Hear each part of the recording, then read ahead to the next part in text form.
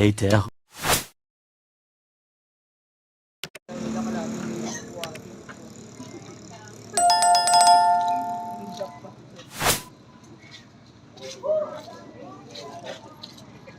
Hanggang December daw yun.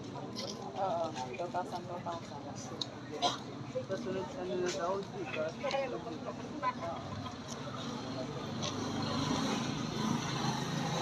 Wala pa, hanggang 1,000.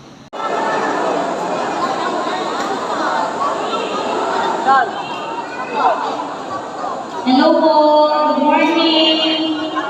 Kukunin ko po yung atensyon ng lahat. Yung walang cellphone, manghiram ng cellphone number sa asawa, sa anak, number ko. Ngayon, yung Gcash, hindi dapat nakapangalan sa akin. Kaya, kung wala akong cellphone, at walang Gcash account pa ha, yung cellphone ng anak nyo or yung number niya, pwede nang i-register na pangalan nyo, kasi yung number na yun yung ibigay nyo. Okay po, basta nakapangalan sa inyo. Naintindihan po ba? Hindi pa rin.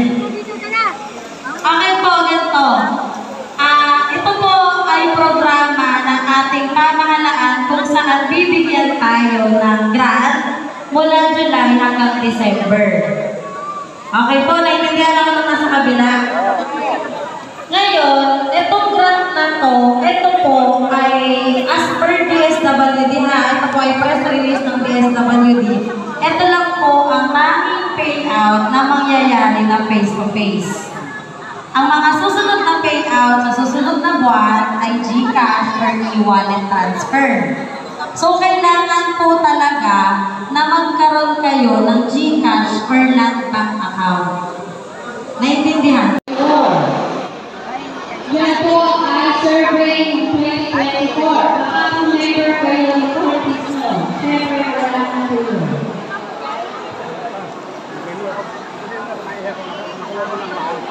Kahit kung nalang ay sa pamilili ng pera. Matik po yan yung papakot ng mga susunod po. Magkatay-tay na po. That's what we want.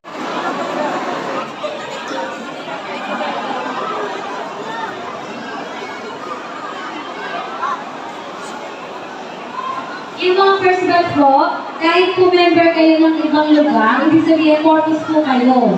Matik po yung, matik. Ano yan, nationwide po yan. First batch po kayo, nationwide po yan.